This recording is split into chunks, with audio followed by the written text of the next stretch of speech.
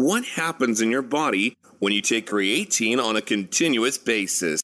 How about fellas here, Dr. Borja Bandera. Creatine, one of the most studied and safest elements, if not the safest. Today, I'm going to explain what happens when you take creatine on a continuous basis. But first, you have to understand what creatine is and how it works in your body. Creatine is a peptide. A peptide is nothing more than the union of several amino acids. In this case, creatine is formed by arginine, glycine, and methionine. Despite what you may think, creatine is not a molecule strange to the organism. Your body creates and synthesizes every day a certain amount of creatine. It does it in the liver and in smaller proportions in the kidneys and the pancreas. And in the same way, you also ingest it with food, especially meat and fish. That's why its consumption in the vegetarian and vegan population is significant. And how does creatine works? You'll understand, so pay attention. All the actions of creatine can be resumed in the following. It stores and donates phosphate groups. You may have heard that a molecule, ATP, is the energy exchange currency of your cells, meaning that your cells use ATP to perform all those functions that require energy.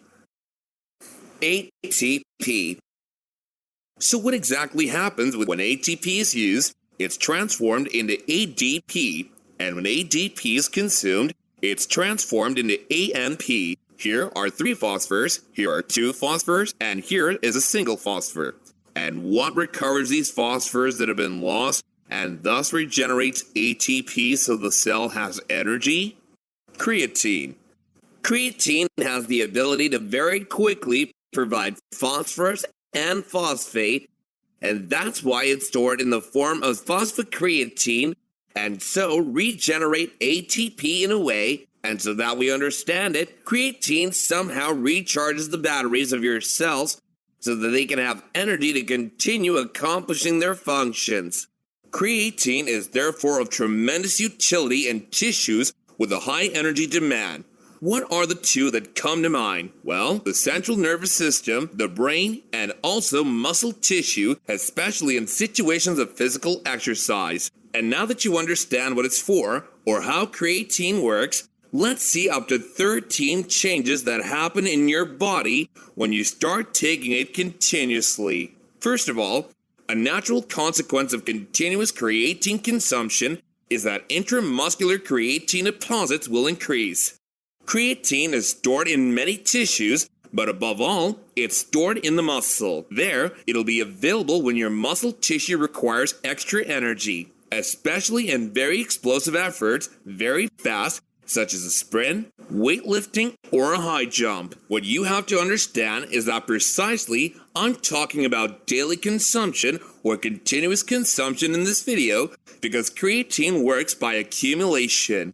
Countless people make a mess thinking or wondering when they have to take creatine. Do I take it before training or do I take it after training? Do I take it on an empty stomach or with food? Do I take it at night? At 7 p.m., when do I take it? It doesn't matter. And why doesn't it matter? Because creatine, like beta-alanine, is one of those supplements that works by accumulation. It accumulates in the muscle as long as the creatine intake is higher than its consumption. That's the purpose of the supplementation. So it's interesting, you guys, that you take creatine for at least 3 or 4 weeks uninterrupted to see the most benefit.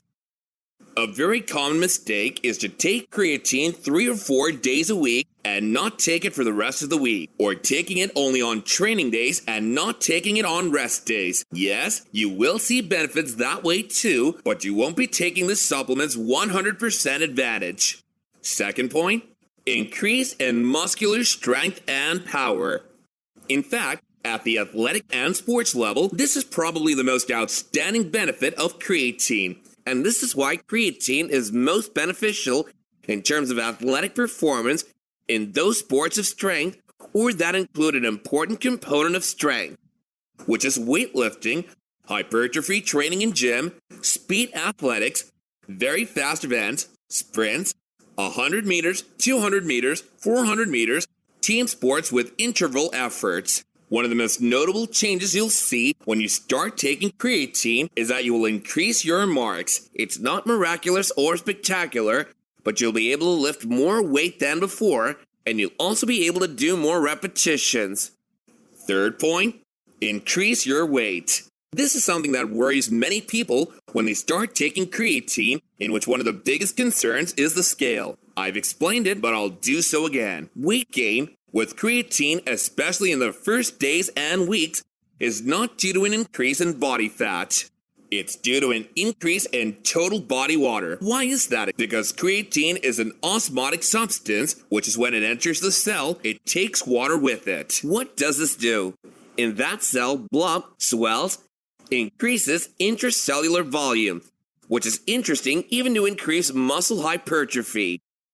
Why? Because this increase in intracellular volume in the muscle cell gives signals to the cell that stimulate hypertrophy. Fourth point. This is a significant medical point. An increase in creatinine. But before we go any further, let's not confuse creatine with creatinine. Creatine degrades to creatinine, and something happens that can become a problem, and it's that doctors look at this value, creatinine in blood, to know how the kidneys of a patient work. Why? Well, when the kidneys, which are the organs that filter countless substances, don't work properly, creatinine naturally rises in the blood. And why does it rise? Because it's not being filtered and eliminated at the right level. What happens when you take creatine? It degrades to creatinine, raising its values in the analytics. The values are in the normal range or even a little more. This generates many worries, medical consultations, and especially a lot of fear of supplementation. Because what sadly happens is that the consumption of creatine is wrongfully related to renal damage by the elevation of creatinine, when in fact nothing connects these two factors in healthy people. And besides, there are many studies on this phenomenon. Creatine doesn't produce any type of renal damage in healthy people, and we cannot be sure in people with renal problems because there isn't enough evidence. Fifth point, total body water is increased and therefore weight is increased. As I said before, creatine attracts and swells the cell with water. Sixth point, increase in anaerobic capacity. What does this mean? It means that you will be more effective in sprints, in team sports where you have to make very high intensity efforts followed by rest periods, in CrossFit, and in every exercise where anaerobic performance is important. Seventh point, it'll benefit your lean mass, and it will do so indirectly because you will train more intensely, you'll handle higher loads, and there's also an effect in that people who supplement not only with creatine but also with other substances train more and better and pay much more attention to their training. Eighth point, it will reduce fatigue. I love this point because creatine has many clinical and non-sporting benefits that are usually completely ignored, and this happens to be one of them. This is because creatine is able to decrease fatigue and improve alertness levels. But look, this is most successfully achieved when there's a sleep deprivation. In other words, when we don't get enough sleep.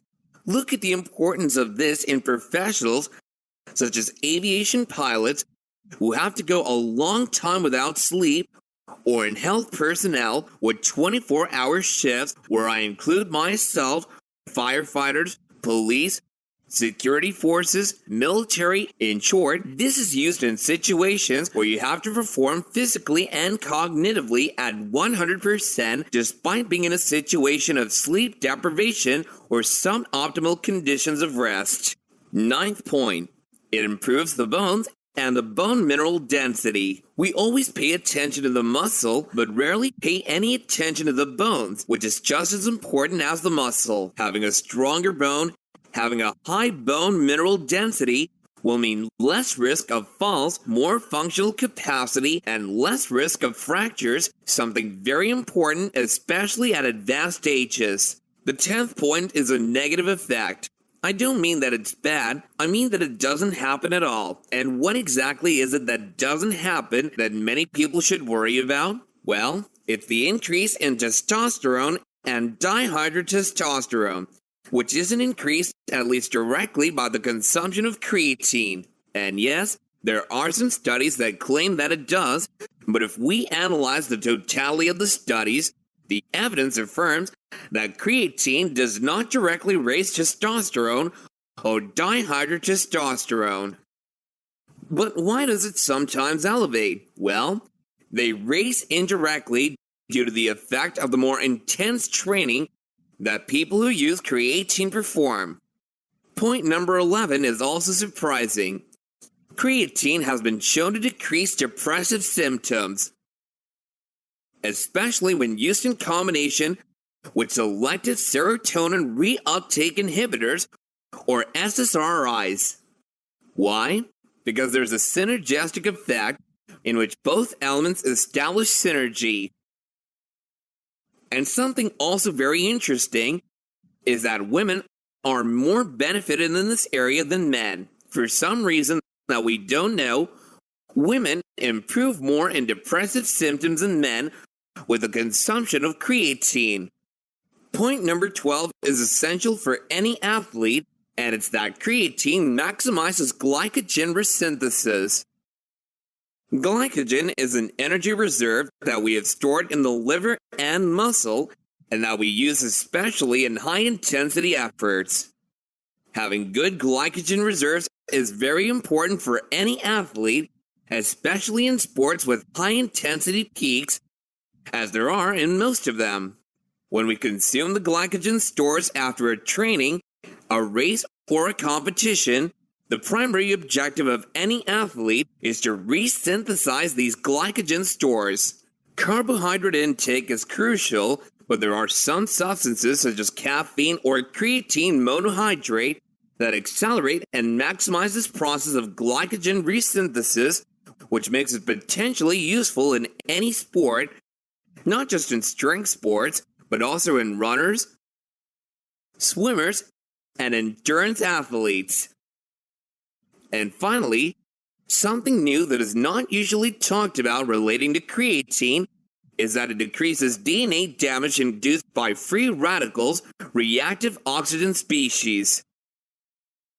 Somehow, it prevents the cell from being damaged by an excess of oxidative stress free radicals.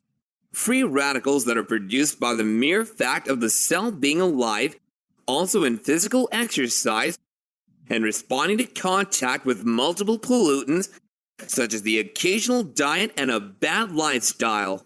And this brings us to the end of our video. Hope you guys have learned something really valuable. If you want more of these types of videos, don't hesitate to leave me a suggestion in the comments below. If you want to try creatine yourself, get a 10% discount using the code EMPADERA in full gas. I'll leave it in the description down below. I leave you with a big warm hug and keep on empowering.